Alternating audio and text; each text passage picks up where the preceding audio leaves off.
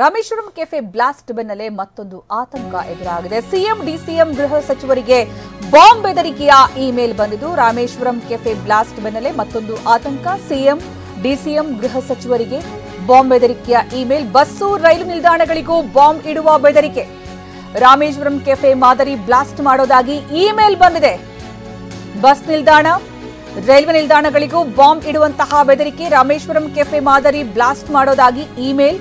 ಇದು ಹುಸಿ ಬೆದರಿಕೆನ, ಖಾಕಿ ದಿಕ್ಕು ತಪ್ಪಿಸುವ ತಂತ್ರನ? ಹಾಗಾದ್ರೆ ರಾಮೇಶ್ವರಂ ಕೆಫೆ ಬ್ಲಾಸ್ಟ್ ಬಳಿಕ ಮೊನ್ನೆ ಆಗಿರುವಂತಹ ಘಟನೆ ಸಾಕಷ್ಟು ಆತಂಕಕ್ಕೆ ಕಾರಣ ಆಗಿದೆ. ಅದೃಷ್ಟವಶಾತ್ ಪ್ರಾಣಾಪಾಯ ಆಗಿಲ್ಲ, ಆದರೆ ಅತ್ಯಂತ ಭಯಾನಕ ಸ್ಫೋಟ ಅಂತಾನೆ ಹೇಳಬಹುದು. ನಾವು ದೃಶ್ಯದಲ್ಲಿ ಗಮನಿಸಬಹುದು ಯಾವ ರೀತಿ ಆಗಿತ್ತು ಆವತ್ತಿನ ಬ್ಲಾಸ್ಟ್ ಅಂತ.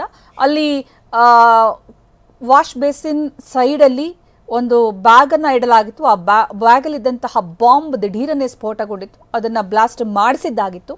ವ್ಯಕ್ತಿಯೊಬ್ಬ ಬಂದು ಅಲ್ಲಿ ಇಡ್ಲಿ ತಿಂದು ನಂತರ ಅದನ್ನೆಲ್ಲ ಇಟ್ಟು ಅಲ್ಲಿಂದ ತೆರಳಿ ನಂತರ ಟೈಮರ್ ಫಿಕ್ಸ್ ಮಾಡಿ ಬ್ಲಾಸ್ಟ್ ಮಾಡಿದ್ದಾಗಿತ್ತು. ಆ ಒಂದು ಬಾಂಬ್ ಬ್ಲಾಸ್ಟ್ನ ತನಿಖೆ ಇನ್ನೂ ಕೂಡ ಪ್ರಗತಿಯಲ್ಲಿದೆ. ಇನ್ನೂ ಕೂಡ ಆ ಆರೋಪಿ ಶಂಕಿತ ಉಗ್ರ ಸೆರೆ ಸಿಕ್ಕಿಲ್ಲ.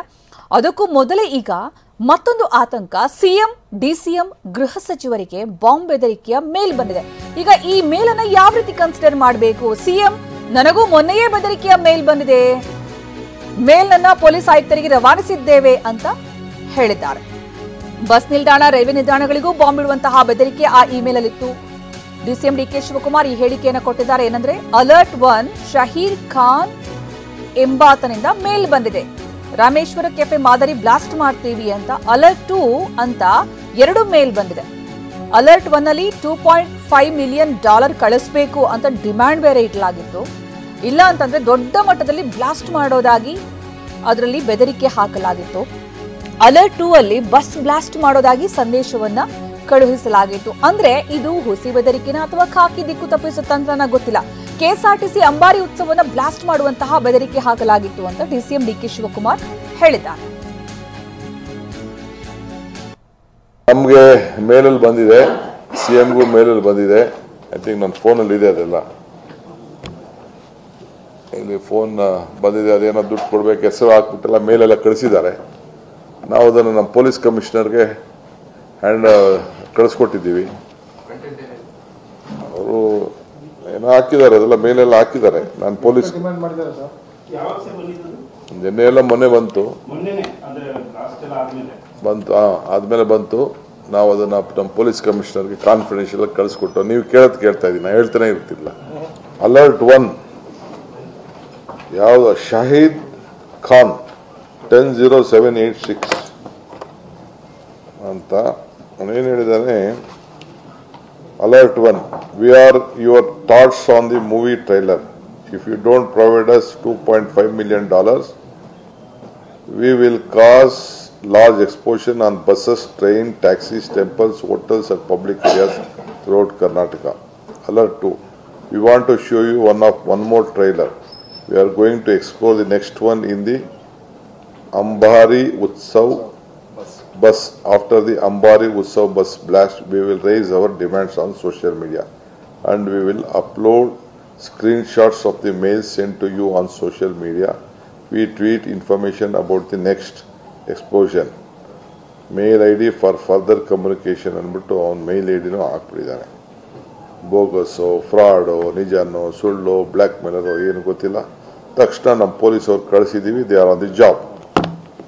ನಮಗೆ ಮೇಲಲ್ಲಿ ಬಂದಿದೆ. ನಿಮಗೆ ಹೆಚ್ಚಿನ ಮಾಹಿತಿ ನೀಡೋದಕ್ಕೆ ನಮ್ಮ ಪ್ರತಿನಿಧಿ ಶಿವರಾಜ್ ಕುಮಾರ್ ಈಗ ನಮ್ಮ ಜೊತೆಗೆ ಸಂಪರ್ಕದಲ್ಲಿದ್ದಾರೆ. ಶಿವರಾಜ್ ಕುಮಾರ್, ನಿಜಕ್ಕೂ ಕೂಡ ಇದು ಆತಂಕ. ಯಾಕಂದ್ರೆ ಒಂದು ರಾಮೇಶ್ವರಂ ಕೆಫೆಯಲ್ಲಿ ಬ್ಲಾಸ್ಟ್ ಆದ ನಂತರ ಯಾವ ಬೆದರಿಕೆ ಇಮೇಲ್ ಅಥವಾ ಸಂದೇಶವನ್ನ ಹಗುರವಾಗಿ ತೆಗೆದುಕೊಳ್ಳೋದಕ್ಕೆ ಸಾಧ್ಯ ಆಗ್ತಾ ಇಲ್ಲ.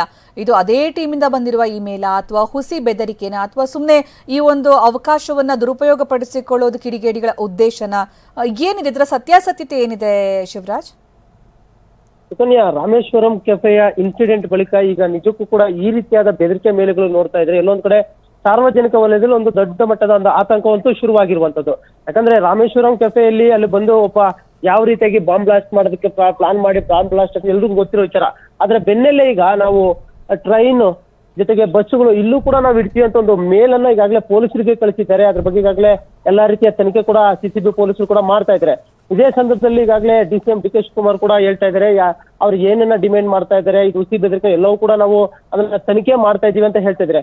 ಪ್ರಮುಖವಾಗಿ KSRTC ಅಂಬಾರಿ ಉತ್ಸವ ಬಸ್ಗಳೇನಿದಾವೆ, ಸುಮಾರು 20 ಬಸ್ಗಳಿದಾವೆ. ಅದರಲ್ಲಿ ಬೆಂಗಳೂರಲ್ಲಿ 16 ಬಸ್ಗಳಿದಾವೆ. ಅವುಗಳ ಮೇಲೆ ನಾವು ಟಾರ್ಗೆಟ್ ಮಾಡಿದೀವಿ ಅನ್ನೋ ಒಂದು ರೀತಿಯಲ್ಲಿ ಮೇಲ್ ಕೂಡ ಈಗ ಕಳಿಸಿರುವಂತದ್ದು ನಿಜಕ್ಕೂ ಎಲ್ಲೊಂದ್ ಕಡೆ ಸಾಕಷ್ಟು ಆತಂಕ ಈಗ ಪ್ರಯಾಣಿಕರಲ್ಲೂ ಕೂಡ ಸೃಷ್ಟಿಯಾಗಿರುವಂತದ್ದು. ಪ್ರಮುಖವಾಗಿ KSRTC ವಲಯದಲ್ಲೂ ಕೂಡ ಅಲ್ಲಿನ ಸಿಬ್ಬಂದಿ ಕೂಡ ಈಗ ಸಾಕಷ್ಟು ಅಲರ್ಟ್ ಆಗಿದ್ದಾರೆ. ಈಗಾಗಲೇ ಎಲ್ಲಾ ಒಂದು ಅಂಬಾರಿ ಬಸ್ ಉತ್ಸವ ಬಸ್ಸುಗಳೇನಿದಾವೆ ಅವುಗಳನ್ನ ಡಿಪೋಗಳಲ್ಲಿ ಕರೆತಂದಿದ್ದಾರೆ.